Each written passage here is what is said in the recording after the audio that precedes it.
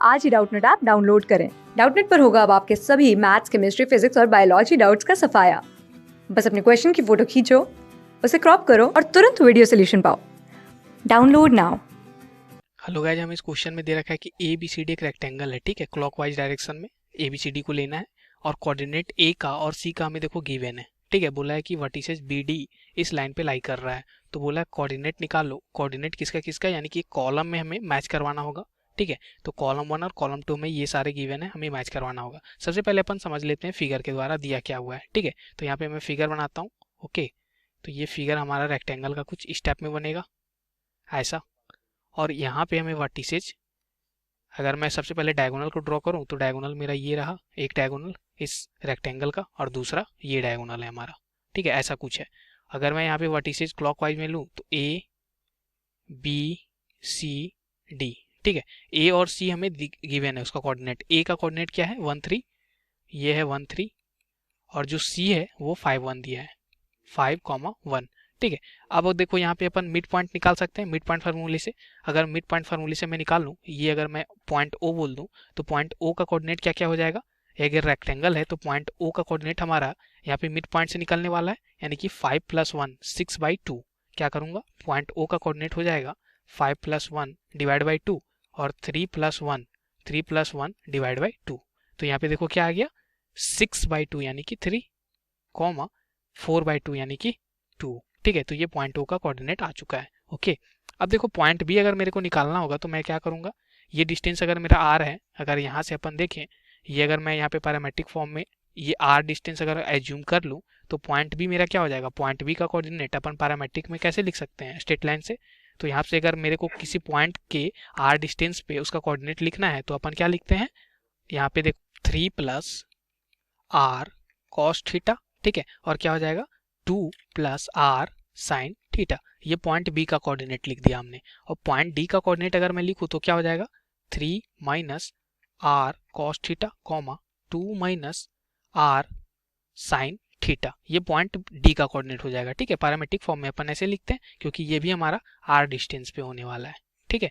तो ऐसे अपन लिख लिए। उसके बाद देखो अगर मेरे को यहाँ पे निकालना हो, क्या यहाँ पे अगर मैं निकालना चाहूँ सिंपली आर का वैल्यू, अगर मैं निकालना चाहूँ तो आर का वैल्यू क्या हो जाएगा हमारा ए सी डिवाइड बाई 2 हो जाएगा, यानी कि ए सी डिवाइड बाई 2 हमारा आर होने वाला है।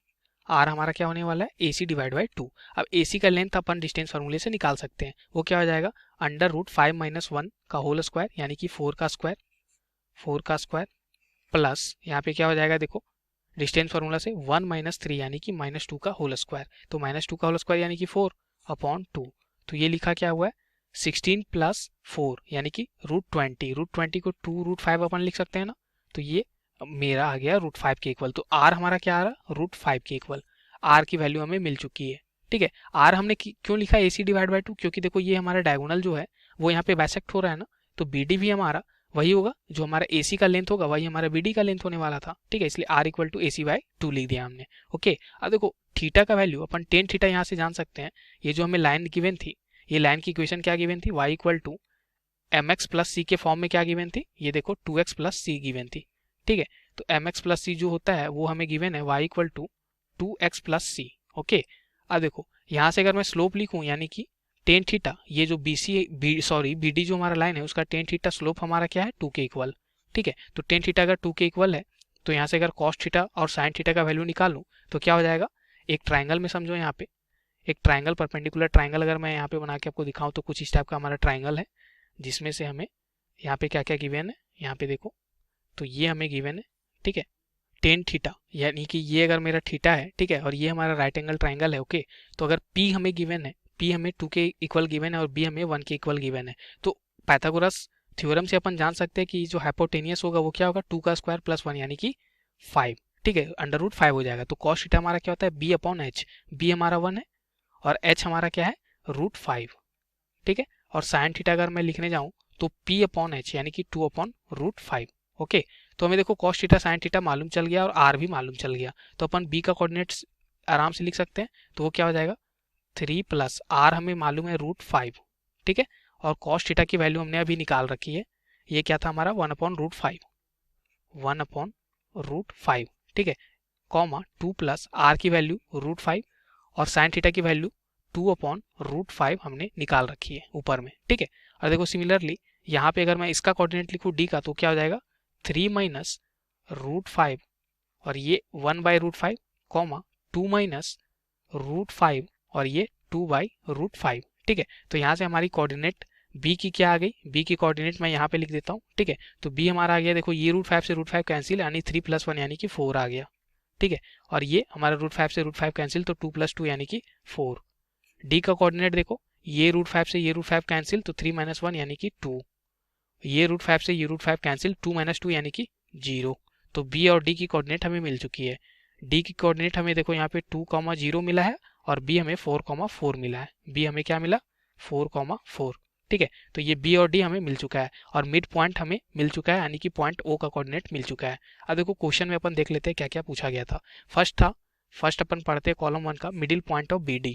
तो मिडिल पॉइंट ऑफ bd का मिडिल पॉइंट हमारा पॉइंट o ही है और पॉइंट o का कोऑर्डिनेट 3,2 आ गया है, ठीक है। तो 3,2 देखो मैच करवा दो तो ये हमारा 3,2 यानी कि q से मैच हो रहा, ठीक है।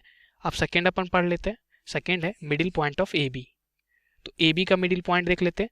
तो a और b का यहाँ पे मिडिल पॉइंट से अपन फार्मूला निकाल लें, ठीक है। यहाँ पे ये पॉइंट मान लो हमारा है m।